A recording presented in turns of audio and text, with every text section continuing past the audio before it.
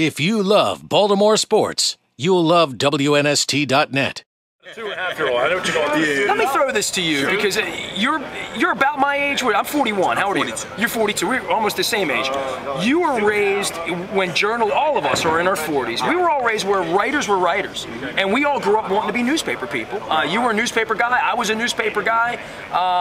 Still am, yeah. And I still am. I'm a writer at heart. And I wrote a gigantic blog this week. It's a bit of an expose on the state of sports media, just in our town in Baltimore, but it's changed everywhere. Twitter, Facebook, sports radio was a forward-thinking medium 15 years ago. Now it's a bit of a dinosaur when you can go onto a website and comment freely. Just some thoughts about how much this whole platform has changed in the last 20 years for all of us who you were either going to be TV, radio, or print. Now you kind of have to be all of them. Well, you need to.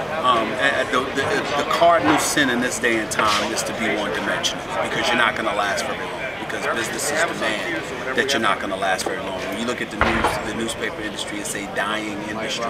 The internet age has taken over, so a lot of things are digital now. You look at ESPN, for example, what they're doing.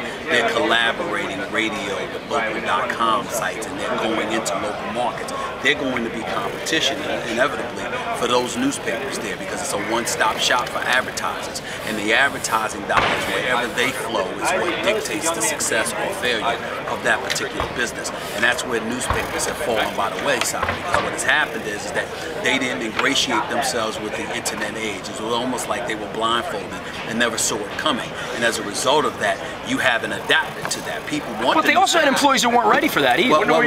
But again, you were different. You wanted to go into TV. I wanted to go into radio. But what I'm saying is that I'm talking about it doesn't even have to be that way. You might not be ready for radio or television, but you could have been ready for the internet age as a business model, to making sure that you know what you're spending less money on printing machines and the trucks and all of that other stuff, and you segued yourself into the digital age and being online. The Wall Street Journal, for example, saw that ahead of a lot of people, and look at what they do online. They're a very, very successful business. Look at what Rupert Murdoch and those guys have been bragging about how they've been doing with that. So you pay attention to that stuff, and you just realize we live in a different age right now. Me personally, I saw it coming years ago, but I always wanted to do television and radio because I didn't want my words, my opinions, my beliefs, whatever, to be limited to 800 words 3 times a week. And edited.